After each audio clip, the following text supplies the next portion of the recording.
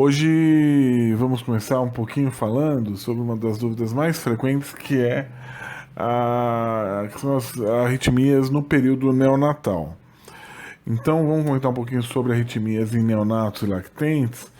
E eu gostaria de começar enfocando a fragilidade desse grupo de pacientes que a gente vai estar tratando, né? Lembrando que eles são muito hiperadrenérgicos e podem estar expostos a episódios de taquicardia ou bradicardia.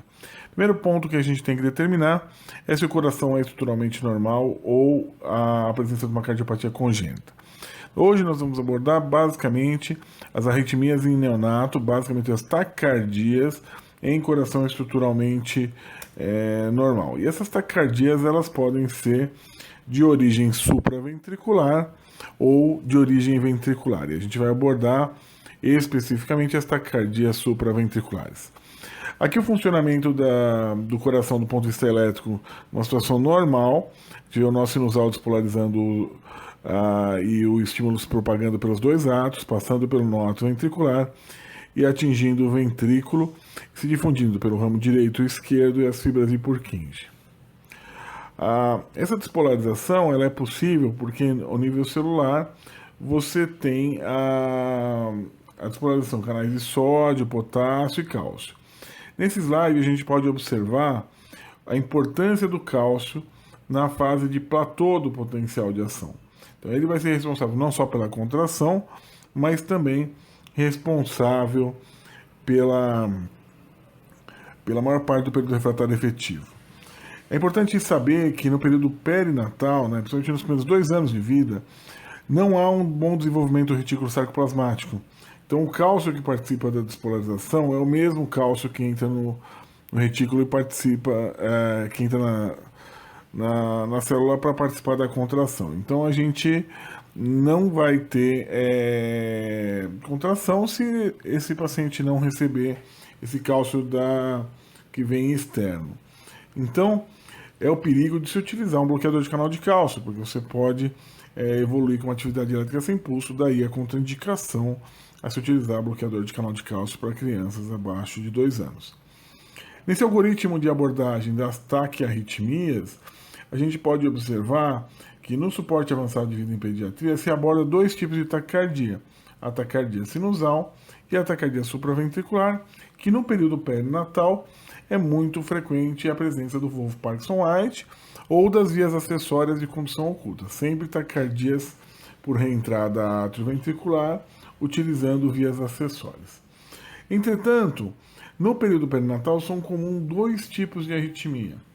As arritmias por reentrada atrioventricular, realmente as taquicardias por reentrada atrioventricular são bastante frequentes, mas também temos as arritmias atriais, tanto taquicardia atrial como flutter atrial.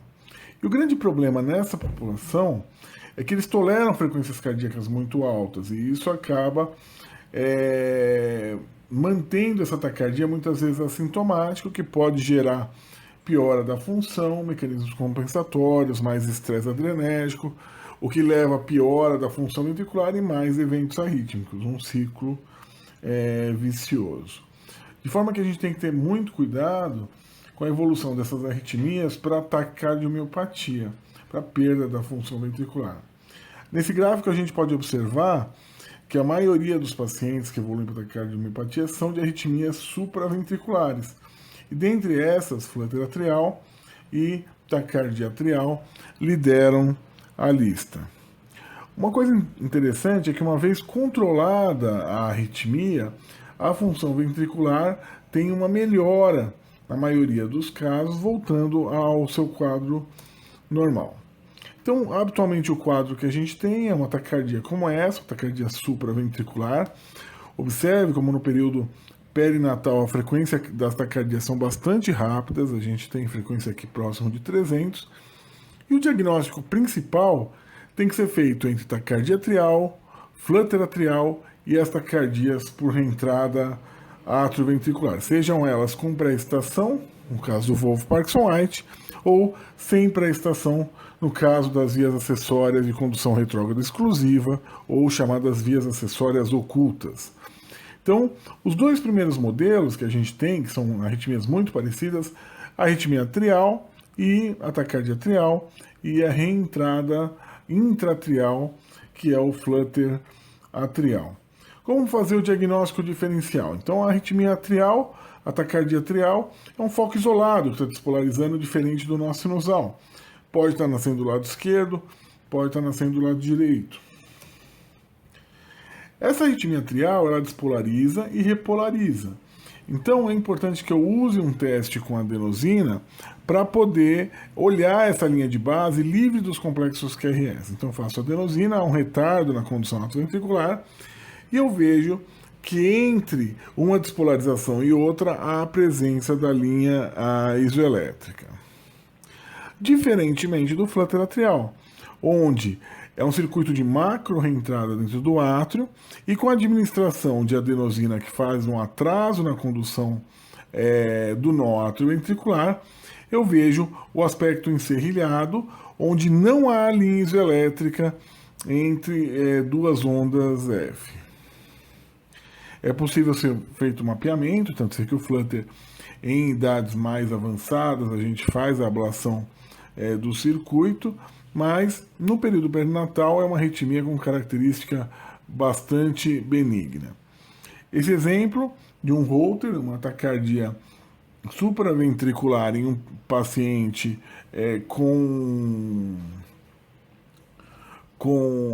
no período perinatal, a gente observa a presença de algumas ondas P gerando complexo QRS com linha isoelétrica no aspecto de uma taquicardia atrial. Se eu tiver dúvida, eu posso administrar adenosina e essa adenosina vai abrir e vai me mostrar que tem linha isoelétrica entre duas ondas P. Do ponto de vista da abordagem evolutiva do flutter, a gente tem esse trabalho que foi publicado já no ano 2000 com uma série de 45 pacientes, mostrando que a mortalidade está associado basicamente à presença de hidropsia no período perinatal, né? Enquanto os casos não hidrópicos são bastante benignos. Então, aqui a gente pode ver, olha só, dos casos que evoluíram para a morte, eram pacientes com insuficiência cardíaca, hidrópicos, e alguns que precisaram de múltiplas associações farmacológicas para o controle. Quais são as medicações que a gente pode utilizar no controle ainda no período fetal? Digoxina, flecainida, sotalol e amiodarona. Habitualmente, as duas drogas para se controlar ainda quando está intraútero são a digoxina e o sotalol. A evolução de fetos hidrópicos, né, é uma mortalidade mais elevada, em torno de 14%, e com maior número de complicações neurológicas, né, pacientes sofrem um hipofluxo cerebral ao longo do período perinatal. Entretanto, os pacientes que não têm hidropsia, que nascem, uma vez revertida essa arritmia, a chance de recorrência em 6 meses é bastante baixa. Observe que mesmo no grupo que não recebe profilaxia, não há recorrência. Isso é fruto da queda da pressão arterial pulmonar nos primeiros 2 meses e menores gatilhos nos átrios. Outra forma de arritmia que a gente tem no período perinatal é o Wolff Parkinson-White ou as vias acessórias, né? Ela vai ser caracterizada pela presença de um bypass entre átrio e ventrículo, sem o retardo da condução do nó atrioventricular, que faz a onda delta no caso do Wolff, e pode gerar taquicardias por macro reentrada, como a gente vê nesse exemplo, onde uma extrasístole atrial, identificado com PAC, combatimento atrial prematuro, ela passa, bloqueia a via, desce pelo nó, sobe pela via, gerando uma taquicardia por reentrada atrioventricular. A característica dessa taquicardia é que a adenosina interromperá, diferente do flutter do taquicardia atrial, que ela só lentifica o estímulo ventricular e permanece com a atividade atrial alta. No Wolff Parkinson-White, a adenosina interrompe a taquicardia. Lembrando que no Wolff eu posso ter taquicardias ortodrômicas, descem pelo nó e sobem pela via, antidrômicas, que descem pela via e sobem pelo nó. As características das TRAV nas crianças são bastante distintas do adulto, né? A frequência cardíaca é extremamente rápida, eu posso ter alternância elétrica, com mais frequência eu tenho infratrivelamento de segmento ST. Geralmente eu vejo a onda P retrógrada, que ela vai estar em torno de 100 milissegundos do início do complexo QRS. Então esse exemplo, uma taquicardia supraventricular, provavelmente por reentrada atrioventricular, onde eu faço adenosina e esse paciente sai da taquicardia. Então, eu tenho que tomar o único cuidado na administração da adenosina, é importante ter o carrinho de parada perto, porque eu posso degenerar essa arritmia para uma fibrilação atrial, adenosina abaixo, o limiar do átrio para fibrilação atrial. Então eu posso ter um momento de desconforto, que é o nó atrioventricular bloqueado, o átrio fibrilando e a via desprotegida. Então, a fibrilação atrial se instala, conduz para o ventrículo com uma frequência rápida e pode degenerar para a fibrilação ventricular. No período perinatal, o tratamento basicamente das vias acessórias é clínico.